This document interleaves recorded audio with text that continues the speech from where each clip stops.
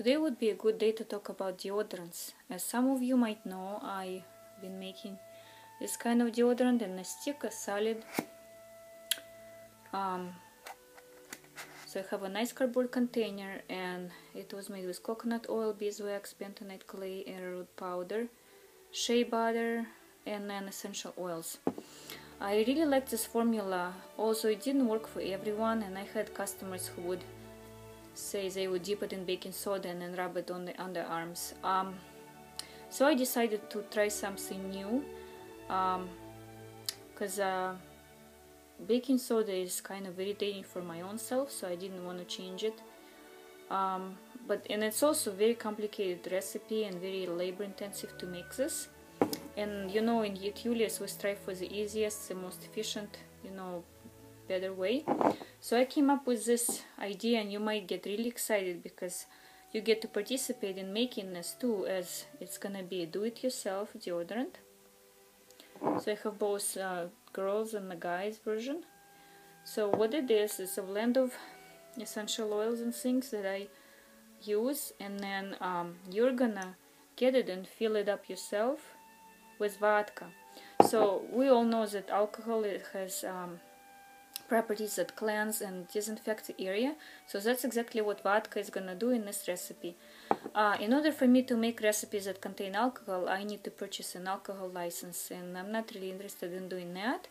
So if you wouldn't mind getting this and then getting just regular vodka, I have this one. So usually I never buy vodka for anything, so it was kind of fun to go in there and buy it for deodorant. So when you get your deodorant, I'm just gonna walk you through the process.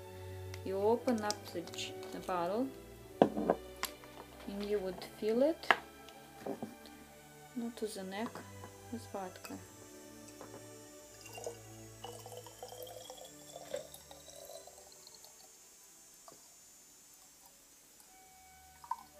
So just leave a headspace. Yeah, right about there, and then tighten it back up. So you would shake it before use, and then it will distribute all the oils and things. It works really well. I've been using it for maybe 6 months, and my husband switched maybe a month ago. He was using Old Spice deodorant. It wasn't the one that was antiperspirant, it was just deodorant. And when he switched to this, he said it was kind of like took him time to get used to this cold feeling of spraying on the arms, but now he says it really works and he loves it. He says, I'm not gonna go back to the old one. So I hope you like this new formula. And then I also want to say a couple words about antiperspirants. As some of you might know that antiperspirants contain aluminum, and aluminum, so when you apply it on underarms, it blocks the pores from releasing the sweat and all of the things. So basically, when you switch to natural deodorant that doesn't block your pores, for the first couple 2 to 3 weeks, you're gonna have a feeling of your body is doing a cleanse, and so all the stuff that was plugged in your underarms is gonna come out, so it's gonna smell, and it might appear that this deodorant is not working, but actually just give it time and chance, and once your body cleans itself, is it given chance, because you're not blocking the pores anymore, then it'll start to, it'll get all clean and it'll start to like this deodorant, and it would really work. So I hope you like this new formula. And again, it's in a glass container, nice container for you. It lasts a long time too. So the men's one has the same essential oils as my solid one: cedarwood, tea tree, and patchouli.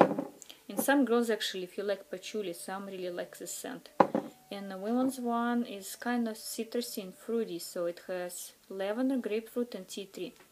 So they both have like a good cleansing, good smelling power in them. Thank you.